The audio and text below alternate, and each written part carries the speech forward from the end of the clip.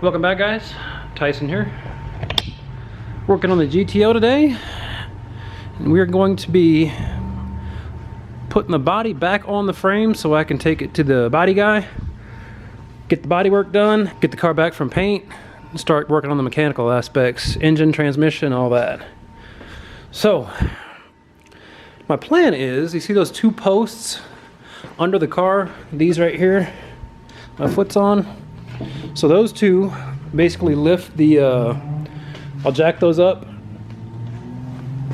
and support them kind of under here with some other little 2x4s I have. Jack it up off this little dolly thing here, slide the dolly out, slide the frame back under while manipulating the jacks and the jack stands, and should be able to jack this up, hopefully.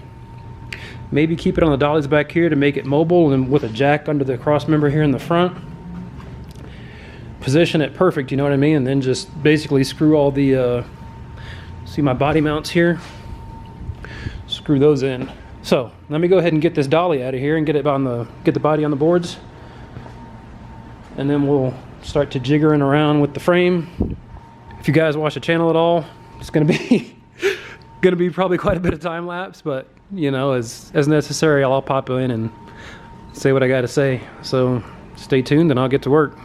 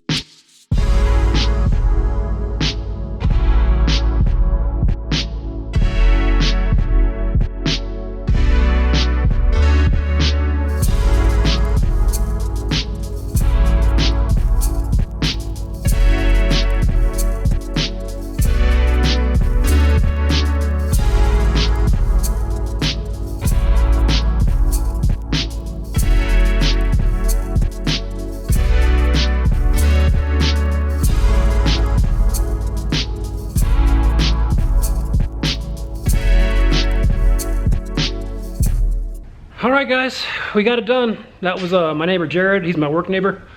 So shout out to Jared for helping me out. As you can see, the body is on the frame. That was quite the ordeal. We had a lot of problems with holes lining up, and the vehicle actually slipped off the jack when we were doing the back. So I had a jack kind of like right up in there, or I guess on the cross member here, the one right in the center of the frame there. And it slipped off and punched. I don't know if you can see that little punch right there in the floor, right in the center of the camera again. So that's gonna have to get fixed by the body guys, but that whole passenger floor has got to come out anyway. That's that big thing behind there. I don't know if you can kind of see how it's a little wrinkled there towards the center, once again in the center of the frame. The picture, I mean, not the car frame, but the frame of the picture. So yeah, that's gonna have to get worked out, but we got it done. I don't know if you can tell. The front doesn't look too bad because, you know, there's no weight on it and there's no motor in there yet, but the back looks pretty low. I mean, I kind of like it, but I'm just gonna have to see how tire fit works with that. I'm probably gonna have to do something with the offset. Let's see how much tire we can actually fit up in there. If it's gonna tuck or is it gonna sit. Maybe I have to get some stiffer springs for the back, but we'll see. But we got these four in here. You guys probably can't see that, but there's these four up front with the holes. And then we did one back here and one back here on both sides. These have some that are messed up, like this one and that one back there. So but when they do the trunk floor, I think they can get to those bolts and fix that. So that's why I didn't go ahead and bolt all that down.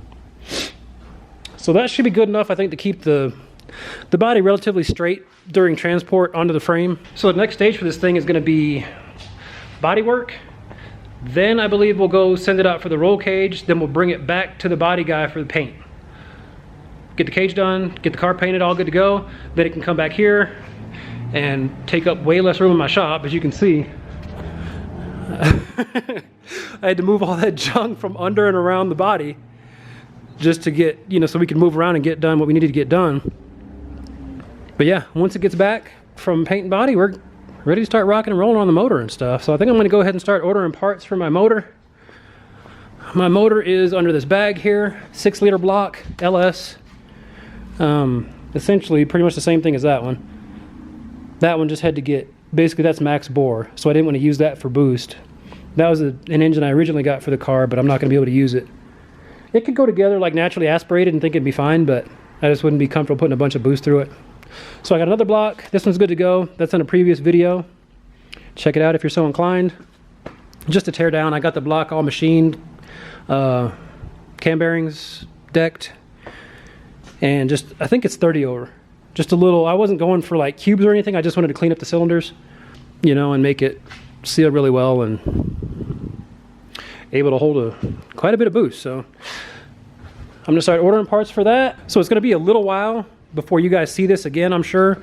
I'll see if I can sneak into the body shop and get some, you know, maybe a couple videos just in progress, maybe when they're doing the cage, and see, just to show you guys the progress as it goes along. But it's probably gonna be a few months. I mean, 3 at the least, hopefully no more than 6, so it's going to be a while. But I got some other projects to work on. That thing I still need to do. I got all the parts for that CR500 motor, so I'm going to put that together, get this thing going. Christopher's got the S15 we'll be working on. We're doing some more stuff with Gordon, Christopher's Chevy C30. So yeah, good things to come. We're moving and grooving. As always, guys, thanks for watching.